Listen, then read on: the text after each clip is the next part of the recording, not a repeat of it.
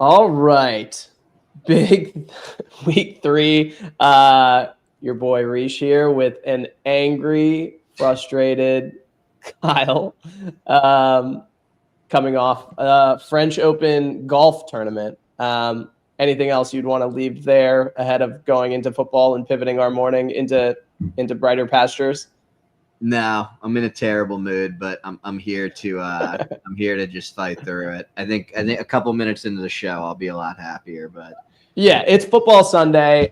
Thank God the Dolphins don't play this week. Good. Well, I mean, when I say this week, I mean today. Although they did play actually pretty well on Thursday. I was actually quite impressed by McDaniel, but roster sucks. I hate Tua. So ready to move on to, the South Carolina quarterback Lenore Sellers or something like that. But yeah, onto the Sunday football slate. Pumped about this one. It was a great week last week. We got so much offense. I think it was like 11-1 on overs, so it was the exact opposite of week 1. So let's do it, Josh. Yeah, if you could pull up the first game. I think I saw it as, was it what, Browns and Packers?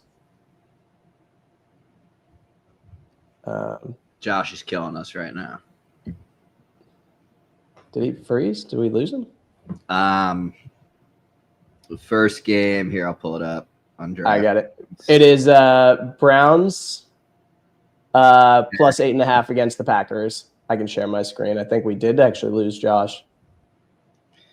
How you feeling about the game? Packers, Browns. Browns were my pick to my pick of the day last week. So sick pick of the day last week, Kyle. They got rolled by Baltimore. So yeah, I don't really love a side in this game, to be completely honest. A lot of money is on the Packers. The Packers seem to be kind of like this hot team right now that everybody, wants a piece of. I think before the season started, there was a lot of sharp people on them, and then they added Micah, and then the first 2 weeks they've looked really good. Could see this kind of being a letdown spot with it being on the road against Cleveland in a game that, could be kind of sloggy if Cleveland chooses to kind of lean more on Keyshawn Judkins, who I think they're going to this week. I think he's going to be the guy that gets the majority of the touches this week. I think he's number 1 on the depth chart after, one start. Who could have seen that coming? We did. Good best ball pick. I do like Judkins anytime touchdown, yep. And I do like you can't even see him on the screen, but I like Harold F anytime touchdown. I think it could be a game where the script is, the Cleveland ends up airing the ball out a lot because they're behind.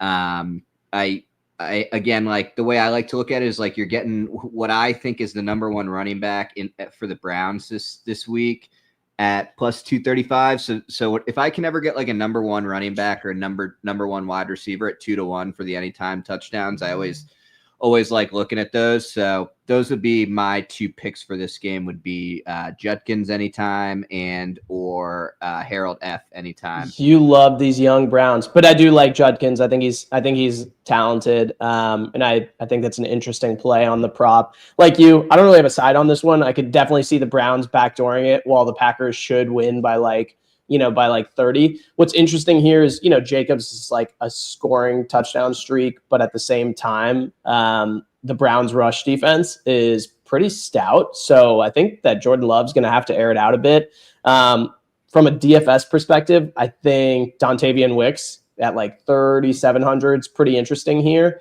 I don't know if Tucker Kraft's going to have the full load after like an injury. Obviously, Jaden Reed's out. I think Wicks kind of steps up into that slot role. I think Wicks is really interesting play, maybe even for the anytime touchdown. But yeah, I don't really have an edge on the side here, and I really don't love this game. I hope it doesn't come up on my red zone too often today. So that's just to add to your Wicks point. Like there's an account, I can share it in the group too. I think it's pretty I like using it for DFS specifically, but it tracks the actual snaps per game. It's literally just called like NFL snap counter, and it has every single game. It has the number of snaps. Wicks, before Reed even got hurt, was already getting a lot of snaps, specifically for a guy who was like the number 3 receiver. And I think part of that was because Wicks was already dealing with a little bit of a, banged up. I think he had like a fractured foot he was trying to play on. So just to add kind of credence to your sell, Reed's now gone, so he's gonna definitely be getting like snaps more like he's the number 2, I feel like. And then you add the fact that Kraft is a little banged up. So definitely, for both DFS and for the anytime, don't hate Donovan Wicks. Yeah, you're going to get Dobbs and Wicks on the field, and maybe Golden's gets an increase. I mean, by default, but I think it's a little bit too early to bet on it just to get there early. So next game, Jets Bucks. As it's like my favorite bet on the slate, I really do like the Jets to cover here. I actually got it at 7, but even at 6.5, I really like it quite a bit. I think the Bucks are a little bit overvalued. I think their defense, especially their pass defense, is pretty garbage. I think Baker is still kind of overperforming. They easily could be like a 1-1 team, even 0-2 team. And I think the Jets, it's not really a step. If anything, it might be actually a step up, going from Justin Fields to Tyrod. I think it's a big game for Garrett Wilson coming. I think Breece Hall's like shown that he's back. He's healthy. I think the Jets keep this one close. And I think they could actually win outright, but I think at the very least they'll cover 6.5. How you feeling about the game? Yeah, I'm never betting on the Jets ever. Like even if it's sharp, perceived sharp, anything, I'm not doing it. I will lose I'll pick my own losers and lose my money on other New York teams, not the Jets. I'm on them too. So I don't even know if I'm on them or not. I'm talk about the 2 things that have ripped my heart out the past 2 weeks: the Giants and this fucking Mike Kim at the French Open. But I do like some kind of pieces in this game. So just to call it out, I've heard that Ibuka is going to be on a snap count this week, which to me would make me like kind of Mike Evans stuff a little more. Now you're going to get sauce probably on Mike Evans a lot because he's going to be the number 1, and Ibuka's probably not going to be getting as many snaps, and typically Ibuka's playing out of the slot anyway. So something to consider. Love the Garrett Wilson anytime touchdown. I think it's just going to be a game where the Jets are airing it out a lot. I don't think the Bucks have a solid run defense. I don't think they have a good pass defense. And again, I love just being able to get kind of the true number 1 options for 2-1. Do not hate Sterling Shepard, specifically for DFS, as a cheaper option. That's kind of where I see it. I think you could get an interesting little bit of flop lag on Breece Hall this week in DFS, who was really popular last week and didn't really have the greatest game. Again, this isn't necessarily a good running matchup, but Breece can get there in a lot of different ways as a running back, which I like. It doesn't have to be rushing yards for him. He's a guy that can kind of get 7 to 8 receptions in a game for 60 yards and pay off his price that way. So that's kind of how I see this game. I would take the Bucks and the points if I had to choose a side here. But I'm not touching the outright of this game, but I will be Garrett Wilson will probably be on the anytime touchdown card. Yeah, again, I like Garrett Wilson quite a bit in this spot here. I think they're just going to force feed him the ball, essentially. I also think it could be a big Mike Evans week. I think he's kind of due for one, and this is probably the right spot. From a DFS standpoint, I mean, it's just an ugly kind of game. I think you might get your first really good Bucky Irving game potentially. Especially given that like a lot of the ownership is trending in a lot of different directions. Your Jonathan Taylors, your Kenneth Walkers, your CMCs. I think Bucky Irving might be a good little leverage spot. And as Yo Dude put up, I think, if you're looking in GPP stuff, I think Sterling Shepard and Cade Otton are a little bit interesting, especially if you're getting Ibuka off the field a bit. I think this is where you're going to get these slot or drop down looks. Another one that's really this would be a large field GPP play, not a cash games type of thing. But I mean, if you're of the opinion that Tampa Bay could roll the Jets here, which I might be of, and Reish might not be, Rachaad White looked really good running the ball Yeah, he last did. week. And normally he's kind of a guy they use out of the backfield more than they do for running the ball, but probably his most productive running game in a long time. So interested to see that if this game kind of gets into a blowout or Bucks are up a couple scores, if they end up leaning on Rachaad White again. Don't hate Bucky Irving either. Obviously, should be a good game for him. Should be a game where they lean on him. But thought it was interesting how they used Rachaad White last week, and thought that it from a running standpoint, it was the best he looked in a while. So that's all I got on this game. All right, and to one of the best games on the slate. Yeah, Rams Eagles. How we feeling? I like this game a lot. I think Jurgen and I are going to be aligned here. I like the Rams plus 3.5 here. I don't think the Eagles have really impressed me all that much this year whatsoever. I think a lot of people were high on the Rams coming into this year, Reish being one of them, to give him his flowers because he always deserves some flowers. But I think the one thing that people were worried about was Stafford's health. And so far, for me, from my perspective, my point of view, Stafford's looked fine. And I think that as long as he's healthy, he's going to be able to drive their team. Great defense, great defensive line. Actually, kind of a bad matchup, I think, from Philly's offensive standpoint. I think that the Rams have a lot of pieces in place on defense that neutralize a lot of the things that the Eagles do really well. So that's kind of where I stand here. The anytime touchdown that was looking at me funny was two really. One is Devontae Adams. I don't think the Eagles' number 2 corner is good at all. I think if it's the guy I think it's going to be today, it'll be Adoree Jackson will be their number 2, and I think Adoree Jackson's just kind of a little bit of a liability. And Devontae Adams got 13 targets last week. He's gotten the red zone targets for this offense through the first couple weeks. So for all of those reasons above, my anytime touchdown pick would be Devontae Adams, and I'd probably just keep rolling on the Jalen Hurts anytime touchdown. I'm actually pretty surprised that it's the first 2 weeks it's been minus 150, minus 140, and it's hit both the first 2 weeks, and they're keeping it at minus 140 this week. To me, it's just like if the ball gets to the 1 yard line, what the Eagles are going to do. Another guy I'll talk about later in the show, similarly, but for that reason, I don't hate the Jalen Hurts anytime touchdown at minus 140 either. He's always kind of interesting. If they're gonna keep it below like minus 175, which is what I think it should truly be at, if you look at his number of touchdowns over the past 2 years, and the fact that I think they're gonna.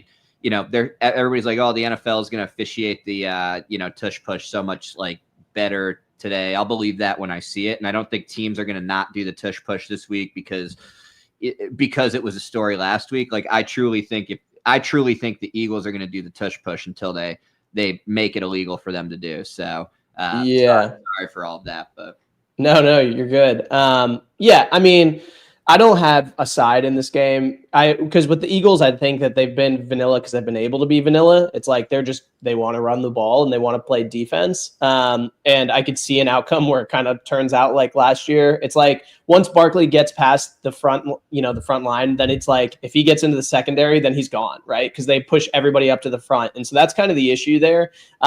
It's definitely a lot more interesting of a DFS game. Obviously, with the Ram side, you have it just funneled to like Adams, Puka, and if you're bold enough in like 150 stuff, I think playing like Stafford doubles like certainly pays off. Bring it with AJ Brown back. Honestly, on a leverage standpoint, Barkley's not really that owned because he's like the highest one on the slate, and everyone's kind of going to like Jonathan Taylor or players in that range. Again, Kenneth Walker is going to be really owned. Jordan Mason's going to be really owned. So I think Barkley could be an interesting leverage point on the bring back. Obviously, it's expensive, but Stafford's like 5,700. There's plenty of value on this slate if you put in like a Wicks or something like that. But from a DFS standpoint, this is a really interesting game. I think this might be the game, where they force feed it to AJ Brown a little bit, but to Dave's comment in there, I also could see a game where Barkley goes for like 200 again. All he needs is really like 2 breakout runs, like 70 each, and it's like he's already way up there breaking the slate. So I think Barkley is a really strong leverage play, especially because you can go cheap quarterback this week and get to Barkley or 2 high-priced running backs. Again, no real lean on the side for me, just because I think I see a scenario where the Eagles could blow it out, despite how I feel about the Rams right now. But yeah, I would love to see the Rams kind of like prove it this week. I have my apprehension. Yeah, I guess my pushback on like the rant, it's not pushback, but just the one thing to counter like what Dave's saying is like, I don't think the Eagles defense has been impressive at all this year. I don't think the Eagles defense has looked anything like the defense that they put on the field last year so far through 2 weeks. Yeah, like I don't think the Chiefs offense is that impressive. So like, yeah, they did good against the Chiefs offense, but I don't think the Chiefs have a really good offense at the moment with no Xavier Worthy, with no Rashee Rice, with just that team being a little more banged up than I think they're used to being. So that's part of the reason I like it too. And like I think that it's a bad matchup from the sense that Puka, like regardless of who the Eagles number 1 is, and Puka for any number 1's trouble, right? Like he's going to line. He might be the number 1 fantasy player. He's unbelievable. They're going to line him up everywhere. He had 150 all-purpose yards with 45 yards rushing and 90 yards receiving last week and a touchdown. Like he's going to get his, and then you add the fact that you've got Devontae Adams as your number 2 with a guy that I don't think is really going to be able to guard him. Like I don't like the Rams today because of their defense. It's just what I'm trying to say. Like I like it just because I think it's going to be a game that goes back and forth. And if I think it's going to be a game that goes back and forth and it's going to be close, give me the 3.5. I agree with you. I think this is going to be the game of the slate. Like not even just from a DFS standpoint, just like an enjoyment standpoint. Even last year, it was a lot of fun. So I'm with you. Let's go on to Falcons, Panthers. Panthers getting 5.5 at home. Bryce Young has not looked anything like he looked like the back end of last year. He to this good second half last week, nobody's giving him credit. Yeah, it was garbage time. Whatever. It was garbage time. And honestly, it was as much on like the cards for that sort of like. It was pretty awful coaching second half. Like they could have put that game away a number of times. This to me. I don't know why. It feels like this is like a game Carolina wins. Like, I'm not even kidding. Like, it feels like everything's pointing towards Atlanta. It's a divisional game. I want to tell you, like, Atlanta's, like, easy money here, which they very, very well might be. But, like, I could see this being a little bit of a trap game for the Falcons. I'm with you. I see the potential there too. I think the Falcons defense like stepped up, might be actually a little bit real, at least on the defensive line. But I agree with you that the Panthers may look worse than what they actually have a little bit. And I'm not really a big believer in Raheem Morris. So that being said, I'm not touching either side. I know that's lame. Again, I think Renfro is a very sneaky value for anytime touchdown. I think he had 13 targets last week. He's another guy. I don't know what he's getting ownership wise, but like you talking about Renfro? Sorry. Yeah, I don't know how. I don't know how. Really low. I don't know how you can not consider him this week as a DFS option with getting 13 targets last week. He's 3,900. I think he's their number two receiver. I don't even hate a fucking a stack that could really win the millie. That's absolutely disgusting. How about a Bryce Young fucking Hunter Renfro stack? You save all the money in the world. You give me Bijan on the way back, and then you can do whatever you want with the rest of the lineup. This is a game I could see sneaky shooting out and going over what the over under is here. So yeah, I mean that would be a large field GPP is what I would do with Bryce Young. Like I wouldn't be playing him in cash games necessarily, but I do like the fact that you can pair him with Renfro. You don't even. I don't think you need to go with two guys. I mean, you could do Tet and Renfro technically if you wanted to, or you could just go Tet. But yeah, that's kind of like what I'm looking at for this game. Definitely going to be playing a little Hunter Renfro. I just think he's like price per potential output is a incredible option this week. What's his ownership? Is he getting ownership?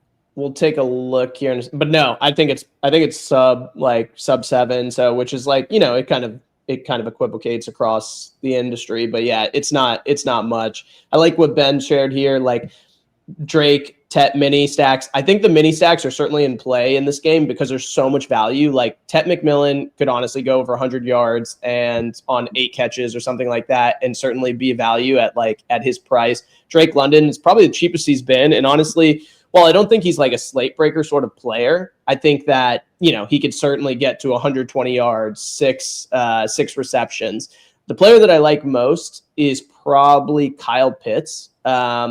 I think he's gotten like a 20% target share across the initial games this season. Panthers are pretty awful against tight ends. I think Kyle Pitts is a pretty cheap way to get to a solid tight end with a decent ceiling.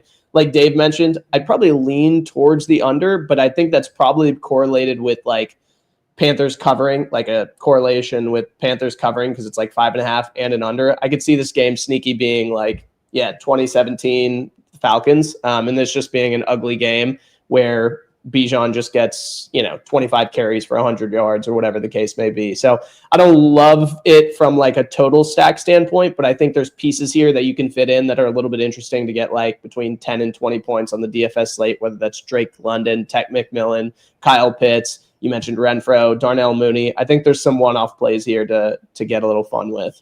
Yeah, I also like I like your London. I like London's normally a guy that gets he's a guy that no ownership coming. Yeah, and I like and Carolina, last year had one of the worst. Again, it's only 2 weeks so far, but they had one of the. So you're getting a guy, probably, but you're buying low on London. If I told you that London would be like 5%, 6,100 against the Panthers week 3, you'd have been like, holy shit, that's the Stones. Yeah. So he's definitely a guy I'll consider as well. And again, just, because I do think this is a sneaky game for like the Millie at least. Yeah.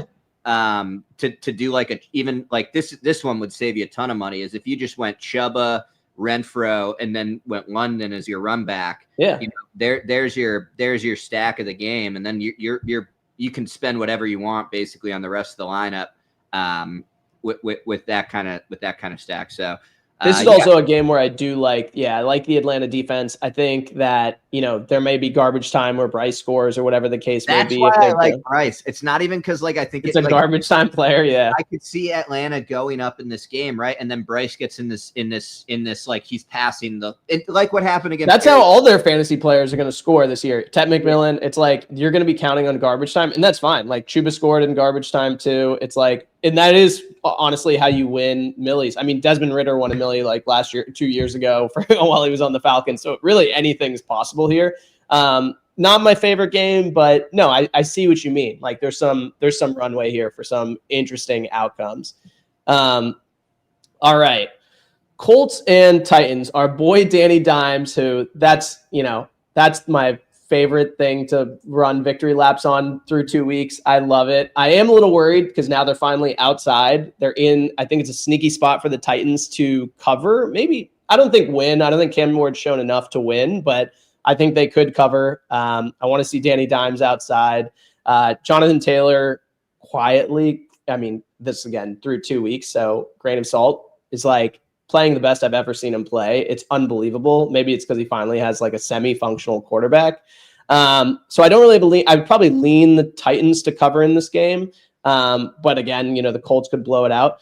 Who do you like in this game? How are you feeling about the game? I love Daniel Jones anytime touchdown 2-1. They've been a team that's really adopting the tush push stuff. I think if you get him at the 1 yard line, I think that Daniel Jones is going to be the guy that gets the carry in. He's got 2 touchdowns through 2 weeks. They haven't really adjusted that line. So to me, that's a pretty valuable line for a guy that he did it on the Giants a lot too, right? And they're even leaning it more into it on the Colts. So I think 2-1 is great value for anytime touchdown. I also don't hate Warren or Alec Pierce here. Alec Pierce sneakily is the guy that's getting the second most snaps out of any wide receivers, right? So yeah, he's playing that X role, right? The first 2 weeks, he's got more snaps and downs in both 2 weeks. He's a guy I like for DFS this week. He's a guy that he could sneaky go like 4 receptions, 130 yards, and a touchdown. He did it multiple times last year where he didn't catch a lot of passes, but he's a deep threat guy. So he's a guy that I like as a sneaky, low owned, low priced, high ceiling type of player this week. But yeah, my anytime touchdown bets would be Daniel Jones or Tyler Warren. I would lean Colts -5.5 here. I just think they're playing good. I mean, they could have easily lost last week too at the field goal ship, but that was a much better team.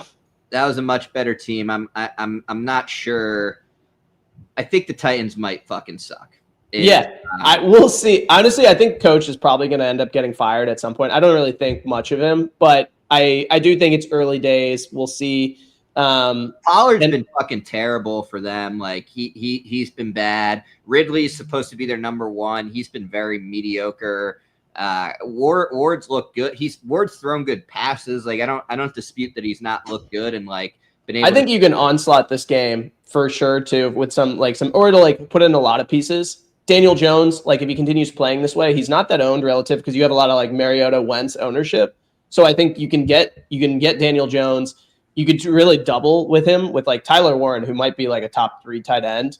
Jonathan Taylor, Michael Pittman's going to get a lot of catches in this game. I think one of the corners is out for the Titans. And with the bring back, I mean, if you want to go cheap, you can go Elick, Ayamanor, or honestly, I think Ridley actually has a game. I think he has his first like decent game here just because they're going to throw a lot and he's getting like a 30-40% target share because who else do you throw to? Yeah. But I think this is a sneaky game to stack fully, Danny Dimes and co and bring back on Ridley. Think it could be interesting that way. But again, my lean is Titans kind of backdooring it, keeping it semi-close and interesting. I could see like a 24-20 sort of outcome here. Totally. Yeah. All right. Kicking it over to you. How do you feel about Marcus Mariota starting at home against his former college coach, I guess, in Chip Kelly, who's the offensive coordinator for the Raiders? They worked together to get to the national championship. But yeah, Commanders laying 2.5 with the Raiders coming to Washington. How do you feel about the game? Yeah, I mean, I like both of the cheap QB options this week. I don't know which one I like. When you mean Mariota and Wentz, or Mariota and Wentz? Okay. There's others out there. Browning is out there. Yeah. I just think the 4K like makes a big difference. Like Browning's cheap, but he's 5'5". To me, if you're gonna play a cheap QB this week, like I mean, Wentz on paper makes the most sense. Like I just think that game has shootout potential all over it. I think you run him with Jefferson. You can pretty much run whoever you want on the way back on the Cincy side. But I do like a Mariota, Debo, kind of stack here. I don't think you need to go. I don't think you need to go 2 people with Mariota this week. Agreed. If that makes sense. Like I think he can get. I think he can get there with his feet and his price and get one of the guys there. Debo's been their guy. Like McLaughlin is a great receiver. I just think like the fact that he was late in camp with the kind of contract and things like that, he's been a little slow at the gates. So interested to see how many touches JCM gets today. But yeah, the way I would stack this game, me personally, is I would go Mariota, Debo, and I'd run it back with Jacoby Myers, who I think just from a volume standpoint, like makes a lot of sense. I like Raiders defense. I know that's counterintuitive to what I was just saying. Raiders defense is 2,300, and you're getting them against a backup quarterback. So Washington was struggling last week versus Green Bay with Jaden Daniels in. So Raiders D's 2,300, right? 2,300's as cheap as it gets for a defense. And you're getting them against a backup quarterback. So in my non-Mariota lineups, and I haven't decided if I'm going to play Mariota or not. The other cheap option I'm considering is Drake May. So I know you'll like that one. I do love it. But those are kind of the 3 cheap options I'm considering. I feel like I like the Commanders this week. Yeah, I'd probably lean that way too. But I think, sorry, go ahead. No, I don't know. It's Commanders at home. I don't know if the Raiders are like the greatest team. I honestly don't know what the Raiders are, which is kind of, I don't know what either of these teams are, to be honest with you. Could see the under hitting here. There's a lot of like ugliness coming here. But yeah, no, I probably don't have I'd probably lean the Commanders, but no bet on this game for me. I do like playing Mariota a little bit in some of the lineups.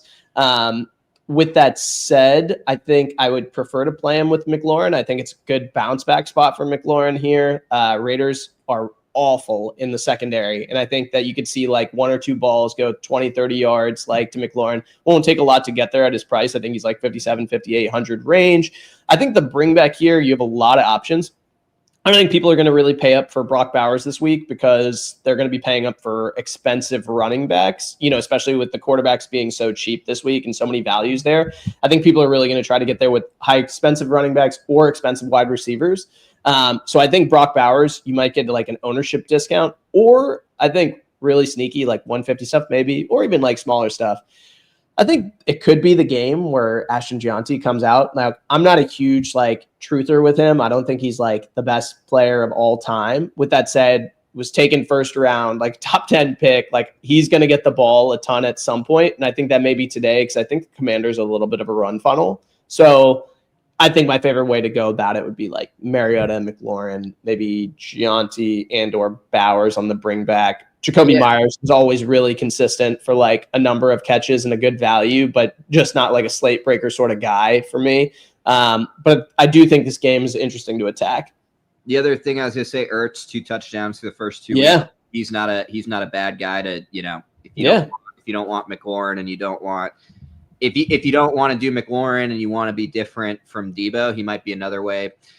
You can get different. I do think there's a world where Mariota can get here in the nude, in the butt naked with no clothes on. I don't mind. I don't mind like a standalone Mariota. I think, and then just do the bring back. Just another idea. Like Mariota's a guy that can definitely do some stuff with his legs. So at 4K, you could maybe he gets 18 points, right? And he gets a rushing touchdown, he gets a passing touchdown. He doesn't get anybody else there, but maybe 18 points as a 4K player is enough to pay off his price. So it's kind of interesting to see a Brock Bowers like plus 185 for a touchdown in a game. Yeah. It feels like I don't do the touchdown props a ton, but it feels like you're almost getting 2-1 on like the best player on the field scoring. Absolutely. And I think the reason you're getting somewhat of a discount is because of the knee stuff, but he practiced fully this week. So it appears that the stuff with the knee that was a little bit of a concern last week is no longer a concern. So totally like that as well. And definitely think he has slate breaking potential as you mentioned. Now that I'm taking a look, GPP stuff, Jeremy McNichols and or anytime touchdown, like at plus 550, he should get like he got most of the pass work after Eckler was out. I think he'll still JCM is more like out of the backfield, will be running the ball. I don't think he's going to be catching all the screen passes, especially with like a backup quarterback. I could see a lot of dump offs. Jeremy McNichols, a little bit sneaky this week. Like it. All right. Let's get it. All right, let's get to a good game, hopefully here. Oh, man, sneaky game. Pittsburgh Patriots. I think this game, while at 44.5, could run up pretty high. Christian Gonzalez is out again. So Steelers offense has showed that they can be semi-competent. I think Seattle defense just looked really good last week, but against the Jets, the Steelers looked awesome. Patriots dominated, obviously, against the Dolphins last week, who are probably the worst defense in the NFL. I like the Patriots to win here. I probably lean the over as well. And I like Drake May a lot from a DFS perspective. I think you'd probably run him naked. I don't know who they throw the ball, like Butte, Diggs.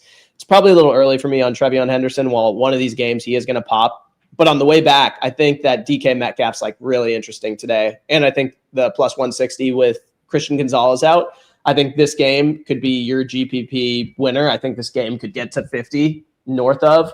It's kind of my thoughts as to it. Kyle, how you feeling about the game? Love Metcalf anytime touchdown. Yeah, now we're cooking. Definitely a great DFS play as well. He's under 6K. Rodgers throughout his career really has shown that he can, his number one guys, he gets them their looks pretty much every single game. Yeah.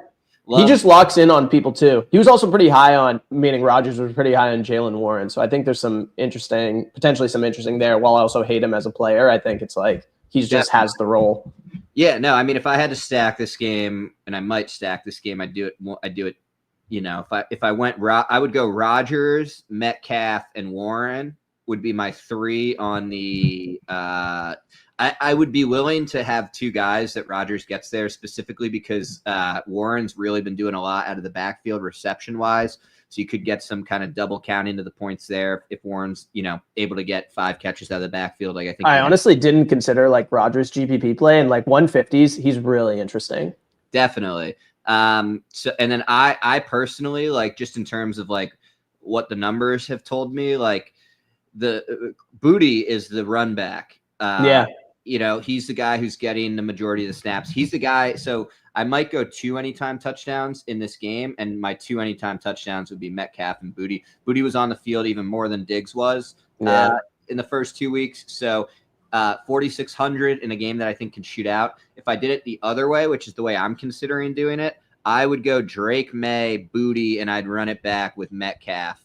I like that. That's kind of how I see this. I see this game. I like that we're aligned because I don't think, based on the ownership I've seen across the industry, there's not a ton of love for this game. Really, any players. I think the most you're seeing is like, I think Drake May is probably like the 7th or 8th most owned quarterback, but obviously he starts getting flat there. Not a lot of love for Metcalf. Not a lot of love for Ramondre Stevenson. Defenses are terrible too. Sorry for no, they're awful. Especially Christian Gonzalez out. I think sneaky GPP 150 play.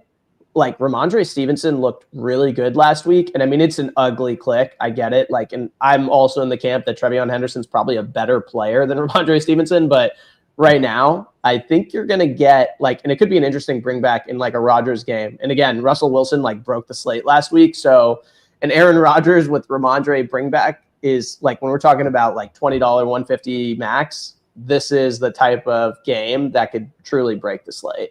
Yeah, one other play I was just looking at that I like. I don't hate Jonnu Smith in DFS.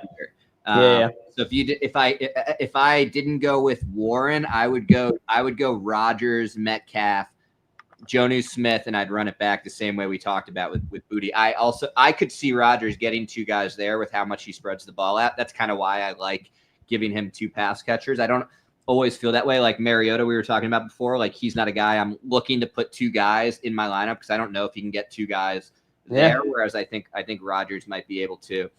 This game could sneaky shoot out. I would lean Patriots money line here. I just think home dogs, not a lot of money. More of the money is on the Steelers, and that's kind of like just always a way I like to bet is if it's a home dog and the money's on the other team.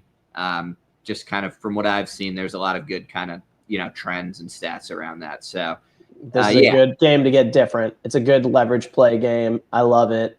It's certainly the way that we play. So I'm glad we're in sync on that one. I think we're going to play down to the 2. We're perfect. They're going to play down to this game. Exactly. That was my point. So I think while the Patriots and the Steelers are like nice, cheap options this week, I think the reason you're getting an ownership discount on both Rodgers and Drake May is because people are like, if I'm going to pay down, I might as well go down to the 4K guys this week. Again, my 4K guy that I personally would go with here, like, would be Wentz. I just think I could see this game's over smashing. Like, I think 41.5 is way too low. I think if the normal quarterbacks were in this game, I don't think the over-under is 41.5. I think it's a lot higher, actually. And I love Jamar Chase anytime touchdown plus 150.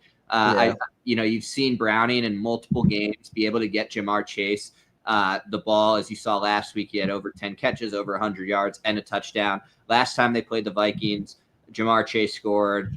Browning went for over 300 passing yards. So Minnesota has a terrible pass defense. For all of those reasons above, Jamar Chase anytime touchdown, one of my favorite anytime touchdown bets on the board this week. I love it. I love Chase and Jefferson both as leverage plays. My worry as to the game when it comes to Browning or Wentz, Dave noted like Zach Taylor saying he wants to run more, and Kevin O'Connell's has said the same thing. He's like, we want to put the ball in Jordan Mason's hands. Like, we just want to run more. And I don't even think that's exclusively a Wentz thing. I think that's like a part of it's like the JJ McCarthy thing too. I think they want to be a run heavy offense for the time being. All that to say, yeah, I think this game has a ton of ways it runs out. Like, I could see it going well under. I could see it going well over. From a GPP game, I think the pieces are interesting. I don't think a lot of people are going to get to Chase Brown because it's like ugly to get there. So you could have really good leverage that way. I think Jamar Chase, relative to like a Puka or CeeDee Lamb, all of like the Bears, Cowboys pieces are going to be so over-owned. This is probably a good way to get leverage there. Justin Jefferson, no one's going to buy into. That's a really good leverage spot. And absolutely nobody's going to own T. Higgins, probably for good reason, honestly. Like, I don't think Jake Browning can look off his first read, but you want like a potential, like, hey, maybe Jake Browning only looks at T. Higgins this game. It's like the 150 max sort of way you look at it. So I think there is some interesting pieces here. I don't love Wentz or Browning, but I certainly get, like, when you're talking about like 4K quarterbacks, I mean, it doesn't take much to get there, right? So I think, but I like the pieces they're tied to. Jordan Mason's probably the most owned person on the slate, so just keep it in mind when you're getting into like large field stuff. It's probably going to be like 30%. I think small field, like single entry, it's probably going to be closer to like 50%, because he's dollar per dollar. It's like probably one of the smartest plays outside of like Kenneth Walker this week, assuming no Charbonnet. So just something to keep in mind. I don't really have a lean on the game or on the over. Like, again, it's just which one of these like backup quarterbacks can look better. And I just don't have a sense of that. Yeah, I lean Vikings here. Vikings at home minus the 3. Minus the 3. I would take the over if that would be my bet in this game. I get what you're saying about Mason getting more touches. I think part of that's because Aaron Jones is out too, so obviously naturally get kind of more. Again, like, my opinion is if you had your starters in this game, I think the over/under is 43.5, 44.5, and because of that, that would be something I would put on the card, would be the over in this game. Yeah. No, I can certainly see it getting there. Don't hate Justin Jefferson anytime touchdown either. I know both of those are mundane, but with how McCarthy's looked in the first couple of weeks, maybe it's a situation where anything's kind of better than he is in terms of getting the ball out to your receivers. So I'm pretty convinced that he wasn't hurt either. He's just not good. And it was like kind of like the Anthony Richardson thing. They just said he's hurt like last year or whatever, 2 years ago when it was with Minshew. And they're just like, yeah, no, he's not good. JJ McCarthy like walks off the field absolutely fine. And then it's Carson Wentz time. Yeah. Give him some time. I saw a couple tweets that were like, it's like the little Sasquatch meme, and he's like pointing at him. He wasn't good in college either. It's so funny that there's some truthers here. People are like Kevin McCarthy telling JJ McCarthy he had a broken ankle, and he the guy was like, me, like. So I thought that was funny. I think he's going to be a really good backup quarterback in the NFL. Personal opinion, but we'll. You get us started on the next game while I take a piss. Yeah, go for it. Right. Go for it. Texans, Jags, goodness gracious. We do not love this game. So I'm on Jags money line over the Texans here. I think the Texans offensive line has just looked so bad. And there's nothing they can really do. They don't have the players there. Jags have looked a little bit hit or miss. Travis Hunter, obviously some apprehension around his production. Brian Thomas, I don't know, some weird rumors about his ability to be scared of getting tackled. Maybe, the wrist injury that Cohen had talked about. Maybe that was the bigger factor there. But yeah, from a DFS perspective, I do think there's pieces in this game. I think you're getting a very cheap Travis Hunter. If you think he's going to get there, then it could get kind of interesting. BTJ could be a good bounce back spot. Ownership doesn't show he's one of the top wide receivers. So good opportunity that way. I think you're always going to get leverage on the running backs. And then one of the players I love the most in this game, both for, I guess, anytime touchdown, but also DFS equivalent, it's Nico Collins week. I think he's going to smash here. I think Jags defense is, I think they've overperformed, but I think this is a Nico spot. So while I don't think the Texans are going to win, I think that Nico is going to smash. How you feel about it, Kyle? This game's disgusting. Yeah, so disgusting. I actually don't really know how I feel about it. I really want to tell you I don't like the Jaguars because I don't like them just generally speaking, but Trevor Lawrence looks bad. Yeah, so does CJ Stroud. Yeah. So I was expecting a little bit of a bounce back from Stroud this year. We haven't seen that yet. Yeah, I mean, I like your read on Nico Collins. Christian Kirk's playing today too, just to keep note. Yeah. Brian Thomas is a guy they try to get the ball to in the red zone. He just seems like something's off with him right now, but the plus 180 is kind of looking at me funny. Dude, that is a great number. So that would be like my lean would be to buy the dip on Brian Thomas Jr. in a game where I don't think that I don't think either team has a good pass defense. I would target, like you said, Nico Collins anytime touchdown or Brian Thomas anytime touchdown. Don't hate like a prop on either of these QBs to throw an interception. Normally you can get like a minus 110 on that. Both these QBs have looked terrible to me so far. I think Lawrence has 3 interceptions through 2 games against 2 of the worst pass defenses in the NFL. So how soon till our guy Bashal Tutin takes over the full backfield? I don't know. I mean, I think Etienne had a good week last week. He did play well. He started out well, but honestly, I think this is the perfect. If you really believe in Tutin, like meaning the Jags and Cohen, because this is kind of Cohen's guy. This is where you could also trade Etienne for some value. There's so many teams that need like running back help. Yeah, I think I'd take the Jags again. I really want to not take the Jags because the people that support the Jags in our Discord, but I don't know. I just think Jags at home. Lawrence really is the guy that's going to be the decider of this game. I think if he turns the ball over a few times, I think that's how Houston wins this. Like, I'm trying to think of like how Houston wins this game. If Trevor Lawrence plays like shit, I think that's how Houston finds themselves to win this game. But yeah, I'd lean Jaguars at home here. Again, yeah, it's kind of the lean too. The one thing is that Houston, I feel like, could have won like either of these last 2 weeks. Maybe it's the spot here, but I guess you could say Jags could be like 2-0 as well. It probably should be 2-0.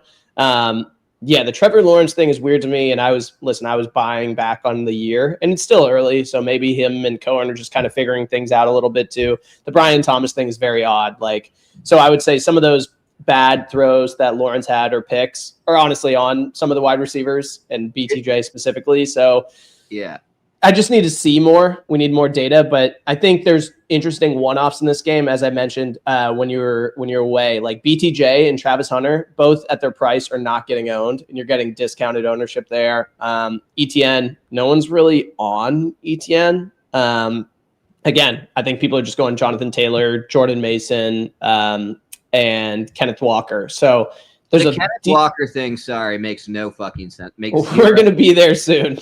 Kenneth Walker is the easiest fade on the board this week, in my opinion. We're there now. Amazing. So Saints Chardonnay not playing or something? Is that why? No, he's doubtful. Yeah, he's probably not going to be good. Okay.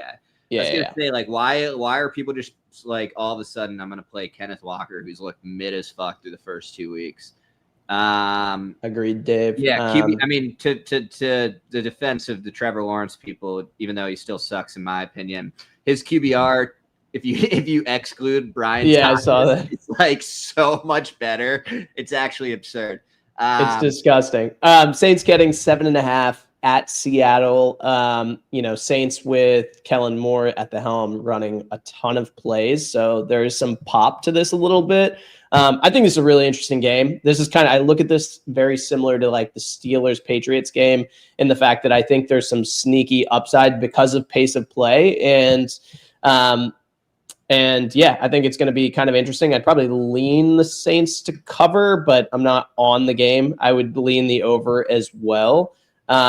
Again, as we mentioned, Kenneth Walker and JSN, both going to be very, very chalky. JSN came up on the injury report last night, but he looks like he's going to be a go despite having flu symptoms.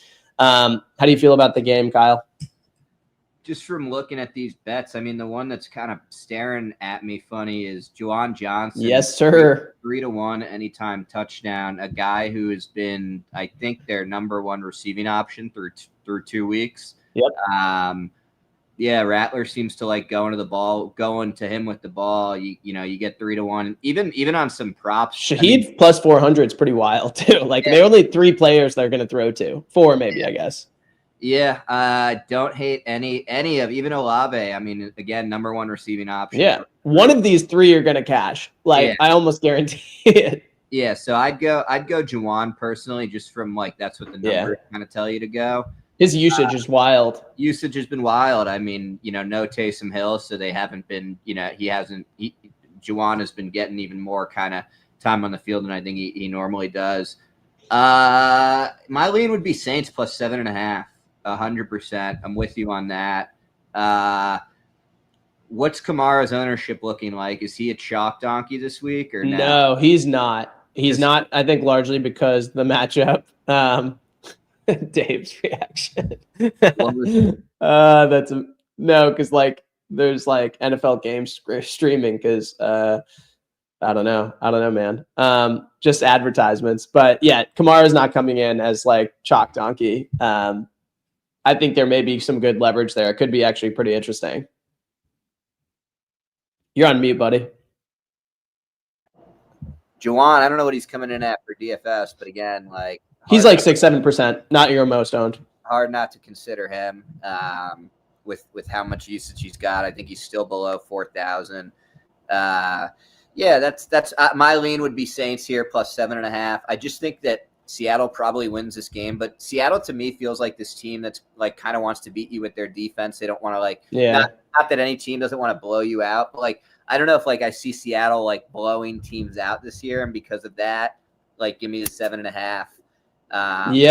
For the Saints. Don't hate Kamara again as a DFS option if he's not getting ownership, and don't hate Juwan J either here. I love a lot of the Saints pieces, and I kind of see it probably similar to how you see like the Bryce and the Panthers like playing comeback. Like I could see the Seahawks doing this on like one JSN touchdown. Kenneth Walker goes 90 yards, touchdown. They're up 20-0 at half. And then the Saints start playing comeback and throwing some touchdowns. So Olave, Juwan Johnson, Shaheed. That's where, and Saints are actually missing, or excuse me, the Seahawks are also missing a handful of players in their secondary. So I think there's opportunities for players like Olave, who I like a lot in DFS. I think he's a good leverage play to make this interesting. I'll say I think Darnold and I don't know, let's say doubles with JSN, Kenneth Walker, you bring back one of the pieces, and Olave, Shaheed, Johnson is like a 150 max GPP play. Like I think Darnold could break the slate potentially. He has a little bit mobility too. While again, I think I agree with you generally. They want to run and play defense. I think this game has some sneaky upside just given how bad the Saints defense is and a little bit how depleted the secondary is for the Seahawks. So like the over, and like some of the pieces in this game is a sneaky DFS play. On to the Broncos and the Chargers. This game I'm really excited about. I think it's going to be awesome. How you feeling? It looks like Chargers are swallowing 2.5, almost 3 against the Broncos. Yeah,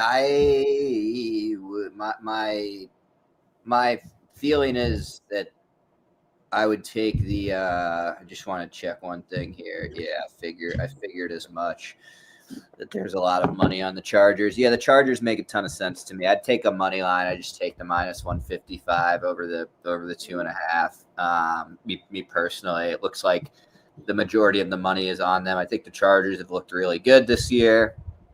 I think the Broncos have looked really mediocre this year. I would lean under. I don't know if that's crazy or not. I'm actually surprised that the over-under is 45.5.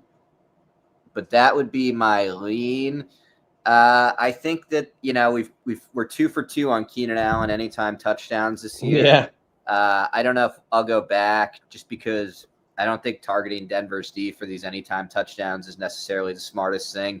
You'd like to think that McConkey probably is running out of the slot, which maybe means that Surtain is draping, Keenan actually on the. I think he's going to be actually on Quentin Johnson.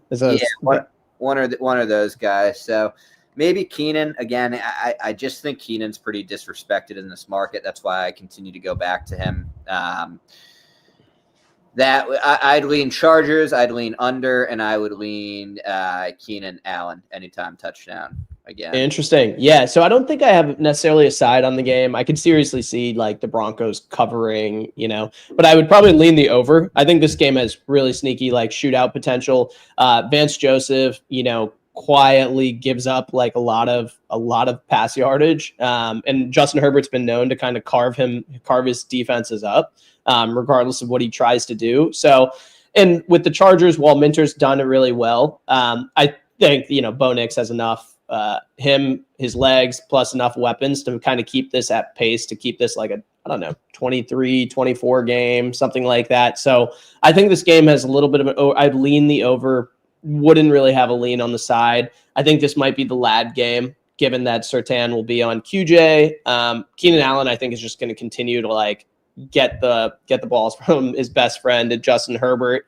As for bringbacks on the other side, like if you stack Herbert with Lad or Herbert with Keenan and Lad or something of the like, I think the bringback is probably, Sutton hasn't really gotten going yet. Maybe Troy Franklin just dollar for dollar at the price.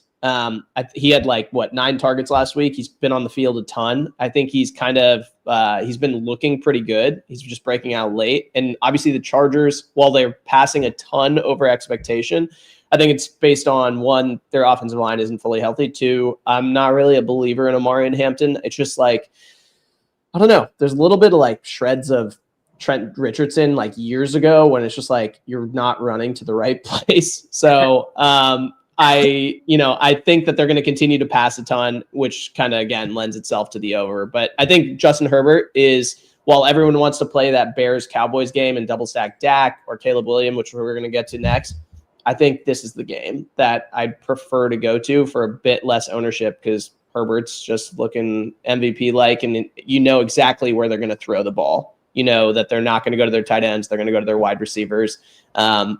And you really know where kind of Surtain's going to be. So I think this is a sneaky, interesting game. The most popular game on the slate, I believe, is next. Yes. So we are going to Cowboys and Bears. This is where all the ownership is really coming in.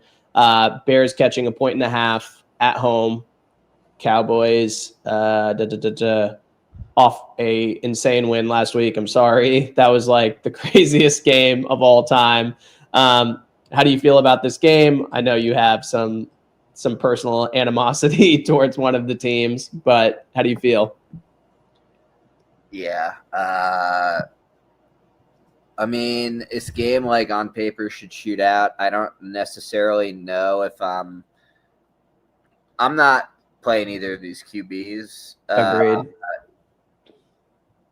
I could see a world where Chicago's defense looks better, and Dallas's offense looks a little worse. So yeah, I don't know. It's hard. I would lean Chicago here. I know that's feels really terrible saying that. I just feel at home. Feel like it's a bad. I feel like I trust the Bears defense more than I trust the Cowboys defense. If that makes sense. Now I obviously trust Dak more than I trust Caleb Williams to counter my the point I made, but I think my lean would be Bears here, and I think you'd probably get a little bit of a discount in ownership on Caleb stacks versus Dak stacks. If I had to guess, again, I don't know. It would probably be on if you're Caleb and Dak are both pretty popular, amongst, and I would say maybe Caleb's a little bit more, but the stack options. Then I'm wrong, because I thought Caleb might be a little less popular. So, but I'm meaning his pieces though, outside of Odunze, you can get a lot more creative. Whereas with CeeDee Lamb and Ferguson are pretty popular. So DJ Moore, I know I've mentioned him a few times, but you got to think he's going to have a game eventually, right? I actually think he's really interesting in this game as a pivot spot. If you really wanted to get a little bit different in this game, he's still going to be around 10 because people want to get to the pieces. But I mean, if you're double stacking this game, it's really like Odunze, DJ Moore, and I think that's why you're getting a lot of it. It's like with Caleb, who else are you going to go to? The tight ends are kind of split. They're not really going there. No one trusts like Luther Burden or Zacchaeus at this point. So it's really like, I think by default, it's like Caleb, Odunze, DJ Moore. So it just brings them up naturally. Yeah, I mean, the Pickens, like in the red zone, they've really been trying to get him the ball. What it's worth if you're looking for an anytime. I think that they've adjusted that. Obviously, like he's plus 150 now. That would, I mean, my anytime TD bet would probably be DJ Moore again, just because it's 2-1. I don't think I'm gonna get there. So this is probably the week he scores because I was on him the past. I'm with you that like. I don't want to play this game because of ownership. And I think there's some outs that this game doesn't get there. Like maybe the Cowboys blow it out and the Bears just like play like they've been playing and it ends up being 33-10. So that's kind of my apprehension around the game. How's your ownership? And so to that point, I think my leverage on the game is Javonte. He's not that owned. And because again, people are going to the same people at the top. Your Jonathan Taylors, your Kenneth Walkers, things like that. So I think Javonte, he's at 6,100, gives you some leverage, especially off of like CeeDee Lamb, Pickens, Ferguson, Dak. If you think that, he can have a game, and he's had really good usage. So I like Javonte quite a bit in this spot. I like Javonte a lot. That's why I was interrupting you again. Yep. No, I agree with you. I think it was a good point. Swift, GPP 150 stuff. Pretty interesting. Like just, I think he was questionable coming into the game. He's going to be a go here. Again, for the similar reasons, I think he's a good leverage play. Or like if you want to play Caleb Williams, you think this game comes to a shootout, why not Caleb Odunze, which obviously he's going to be popular, but worthy of it at that price, and maybe Swift or Moore and Swift. Get a little bit weird with your 150s. Yeah, I don't hate a Caleb Moore, Javonte run back. I think that's, if you avoid CeeDee Lamb and Odunze in this game, it's going to be, you're going to have some leverage within the game, the parameters of the game. But I agree, Josh. I was always like an Odunze fan when he came out of Washington. I thought he was like the best wide receiver while in that class, but that includes like a neighbor's Marvin Harrison Jr. So maybe 1 out of 2, but interesting game. I'm probably like you. I'd slightly lean the Bears, but with zero confidence to that. And then our last game of the 4 p.m. slate is the Cards behind Kyler Murray against Mac Jones in San Francisco. The Niners are favorites by 1.5 with the backup quarterback. How do you feel about it? Give me the Niners. I'm going to keep. Jennings is out, by the way. Yeah. Damn. That makes it pretty funneled on offense. Can you scroll down? There's one anytime touchdown I love. Is this a Kendrick Bourne thing? I love Tongs. Tongs at 5-1. He's been getting more of the snaps for the tight end. He scored 2 weeks ago. I just think 5-1 is a great number on a guy who's going to see a high concentration of snaps on the field. Also, Arizona's defense against tight ends is pretty awful. Yeah, so he's definitely one I really like. 150 GPP option too. Oh, I'm playing him as well in DFS. Don't hate Pearsall again in DFS, obviously. You're going to get a little bit of a discount on ownership because of last week with Pearsall. And no Jennings, right? So yeah. Well, that's going to probably bring it back up a little bit, but I agree with you. I think that's where you're getting a lot of value. I don't hate Mac Jones. Like if I I think I'm going to play Drake May. I think he's going to be my less chalky cheap piece this week. But Mac, give me Mac Jones, McCaffrey, and Tongs, or give me Mac. Yeah. Give me Mac, Tongs, and Ricky Pearsall if you want to do the cheap stack version. Run it back with McBride or I'm not going to do the Marvin Harrison thing. I'd probably go Connor or McBride if I did a run back. But yeah, I don't hate it. Just again, I think it's an interesting game. Yeah, like you said, no Juwan Jennings. This is already a team we know is pretty concentrated in their usage, so you get rid of him, and now it's even more so. So I do like the fact that you could stack Mac Jones, Tom, and Pearsall, and really kind of know what you're going to get in terms of they should all get a lot of usage. My lean 49ers money line. I'm going to be betting that 5-1 on Tongs anytime TD. I love it. So I mentioned this. Well, I'll get to this in a second, but I'd probably lean the Cardinals to cover. I think the Cardinals are a little bit better offensively than people think, and I'm like the most anti-Kyler Murray person ever. I am apprehensive about their defense. I think they have some injuries in their secondary, which again lends itself to the Pearsall play. From a 150 GPP standpoint, and I mentioned this last week on the flex when I also mentioned stacking Jared Goff and onslaughting that game. I also said one of Jared Goff or Kyler Murray is going to be breaking the slate. I kind of think Kyler Murray may win the 150 slate today. A 150 GPP today. Their offense has looked really good. I was looking at like pace of play. They really just haven't been running a ton of plays, but Kyler, he's actually running the ball more. You know exactly where he's going in this offense. I said this last week. It's either like McBride, Marvin Harrison Jr. So play one of those guys. You know, McBride's not going to get a ton of ownership again because I think people are using, instead of going up in tight end, they're going up in wide receiver. They're going up in running back. So I think McBride has decent leverage here. Even if you go Kyler, McBride, and the bring back being Pearsall or CMC, I think there's some interesting leverage there in the game. So I think this game has some sneaky pieces to play, and I do think Kyler Murray in like a 150 play is really, really interesting. He's not that owned, and he's going to get some production on his legs. Given his price, it'll keep ownership down a bit. So a little interesting there.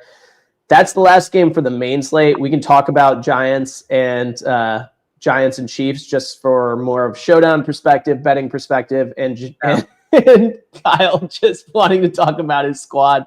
I'll kick it off to me first, just so I can leave Kyle to rant about the Giants thereafter. But I lean the Giants to cover this game. I think they keep it really interesting. No worthy for the Chiefs. I don't think the Chiefs have looked particularly good. I thought the Giants looked better than I expected. And I think there's like a non-quantified perspective, that I have on Scatterbo being the starter. He just brings some oomph to that team, and I love it. So, my anytime touchdown in the spirit of Kyle would be playing Scatterbo. I think from a DFS perspective, I think there's going to be, from a showdown perspective, I think playing him will be interesting. Obviously, Hollywood Brown will take a lot of ownership, but I think Tyquan Thornton continues to be a guy that you can probably get it really cheap in like showdown stuff. So that's kind of how I see the game. Kyle, how do you feel about your G-men? I don't know. I'm playing showdown. I think that the pieces that I would target. I mean, I'm not breaking any thing here, but I think Neighbors is going to be in my lineups. I just don't see how you cannot put him in. Wandala Bill. I just think he's too cheap still for showdown. Kareem Hunt is very interesting to me for the showdown slate tonight. I just don't think Pacheco. I think Pacheco lost a step with the injury that he had last year. He's bad. He's like bad. I just don't think he's the guy. Even after having time to recover, I don't think he's the guy he used to be. If you look at the snap counts, Kareem Hunt's really getting close to as many touches as he is already. So he's the piece I like tonight. I'm going to be staying away from Mahomes probably tonight. I'm going to be probably doing like 4-2 Giants stacks tonight. Yep, not exactly. Dude, Pacheco really, I know exactly. Did he get injured in his eyes? I love the Cam Scatterbo anytime touchdown. Again, I just think if they get down to the 1 yard line, he's the guy that's getting the ball. Like, I know that's like, I've seen it so many, sometimes that's a good way to target the anytime touchdowns. Like, you've seen teams get to the one, who they're giving the ball to. Like, if they get down and it's a short yardage situation, I feel like he's the one that's getting the ball. So I will make one leverage case just because we were talking about Pacheco. Like, obviously he's awful and everyone sees this. I believe it too. But the Giants' run defense is really fucking bad. That's And why so, like, if you really want like leverage in a large field showdown, Pacheco might be it. And like, if he went for like 100 yards and 2 touchdowns, yeah, we'd be surprised. But like, shocked against Giants defense, not necessarily. So, I think you may get some decent leverage playing him or playing him and Hunt if you think that they go up big. It's like one of them scores. Interestingly, third pick in the, or excuse me, the third running back in that depth chart, Rashard Smith, kind of plays like that Jerick McKinnon role. I think he may get more involved if Pacheco continues to look like Pacheco looks. Yeah, I like that. That's why I like the Hunt anytime TD. Yeah. Because I could see him being the guy they give the ball to on the goal line, and for whatever reason, the Giants, who have a great D line, they struggle with stopping the run. So, yeah, I bet the Giants tonight, but I'm not betting the game because I'm not like making myself any more miserable than I already am. Just bet the Chiefs. It'll like offset your emotions. Yeah, I'll be playing the showdown slate. I do like the 4-2 Giants split. I think that the pieces are cheaper. I think it's going to be a game that's close because of that. Give me the 4-2 on the Giants side. Bet of the day. We'll probably go to Thornton on for DFS tonight as well with the guys that are being out. They're being out. I think Tongs is my long shot of the day. I 5-1 is just a great value for him this week for an anytime touchdown. For a side, just because I always like giving one of each. Let's see here. I'm 1 for 1 on these. I think for a side, I'm going to give you guys. I'm going to say the Patriots win money line. Interesting. I love it. My favorite bet of the day is going to be Jets plus 6.5 at Tampa Bay. I think they keep it close. I think there's even a chance for them to win outright. Big game coming from Garrett Wilson. My favorite DFS play from like a leverage standpoint. Let's go with like Terry McLaurin. I think that it's a bounce back spot. Again, we don't pick popular plays here. We want to get as much leverage as we can. I think Terry McLaurin, if you're stacking the Mariota stuff, even more interesting, but even as a one-off, I think he's going to get the ball a bit, and this is the bounce back. So, Kyle, as always, it's a fun time. Sorry about the Michael Kim stuff. Hopefully the Giants can, make you feel better this evening. Well, we'll see you all in the Discord. Appreciate the time. See you NFL in 40 minutes. Cheers.